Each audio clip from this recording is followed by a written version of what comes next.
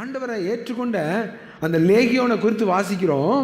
அவன் கல்லறையில் இருந்து கல்லுகளாலே தன்னை காயப்படுத்தி கொண்டிருந்த ஒரு பயங்கரமாக பிசாசு. அவனை 6000 பிசாசு. லேகியோன் அப்படின்னா 6000 அர்த்தம். ஏன் அவன் பேர் லேகியோன்? அவனுக்குள்ள எத்தனை பிசாசு இருந்துச்சு? 6000 பிசாசு இருந்துச்சு. ஒரு பிசாசு இருந்தாலே படும்பாடு பெரும்பாடு. எத்தனை பிசாசு? திருடன் திருடவும் கொல்லவும் அழிக்கவுமே வருகிறான். சாத்தான் மனிதர்களை அழிக்க வருகிறான். ஆண்டவர் என்ன செய்தாரு?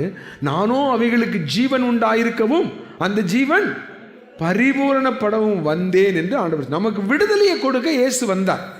இவர் என்ன செய்தார்? அந்த லேகியோனுடைய பிசாசு எல்லாம் போயிட்டு பன்னி கூட்டத்துக்குள்ள போய் கடலுக்குள்ள மாற்றி ஆடிச்சு. அவனை குறித்து சொல்லப்பட்டிருக்கு, புத்தி தெளிந்து எங்க உட்கார்ந்தானா? வஸ்திரம் தரித்து ஆண்டவருடைய பாதப்படியிலே உட்கார்ந்தான் என்று சொல்லி நம்ம மத்தேயில மார்க்கில் வாசிக்கிறோம்.